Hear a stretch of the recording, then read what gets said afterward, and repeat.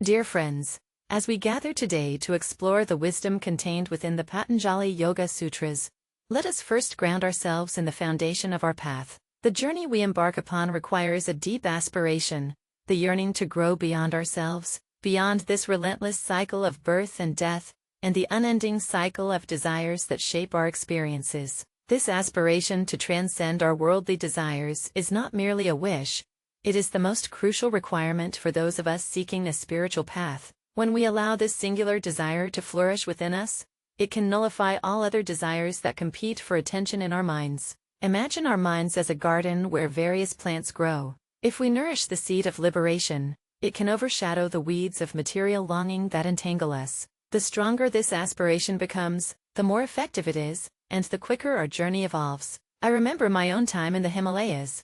Deep in meditative contemplation, my longing to commune with the divine outweighed all else, and I found that in the stillness of that yearning, I began to experience profound moments of clarity and oneness. Sri Ramakrishna Paramahamsa, a revered spiritual teacher, emphasized this point repeatedly. He conveyed that what we truly need is an intense longing for God. This desire ignites our hearts and illuminates our paths. He shared stories of seekers whose hearts burned with that longing, propelling them forward on their spiritual journeys. So how can we cultivate this deep aspiration? It requires conscious effort. Just as we amplify a material desire by thinking, talking, or reading about it, we can similarly enrich our spiritual longing. By filling our minds with thoughts of the highest state of being, we nurture our desires for enlightenment. Reading the lives of saints who have traversed this path can inspire us deeply. Saints like Ramana Maharshi, who taught the power of self-inquiry, remind us that our true nature is already within us.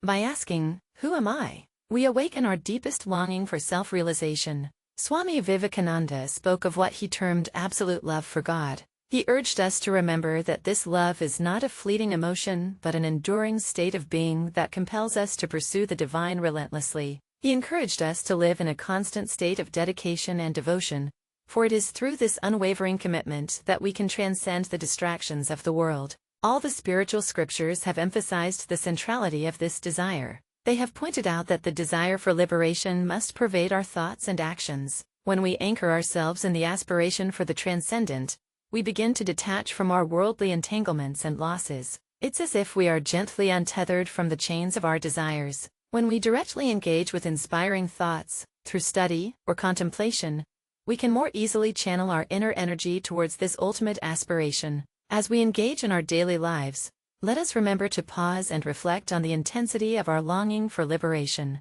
When we dedicate time to uplift our spirits, reading sacred texts, discussing profound experiences, or contemplating the divine, we seed our hearts with aspiration. In my own journey, I found that sharing experiences with fellow seekers, discussing illuminating texts, and contemplating the lives of those who have reached a state of grace nurtured my own longing. It transformed what was once a flickering candle into a stronger flame, guiding me beautifully along my spiritual path. So, let us commit to nurturing this single, profound aspiration within us. Together, let us create an environment of inspiration that not only amplifies our desire for true freedom, but also serves to uplift those around us. With sincerity and perseverance, we can walk this path within, transcending the eternal cycles that bind us and stepping into the light of our true nature. Thank you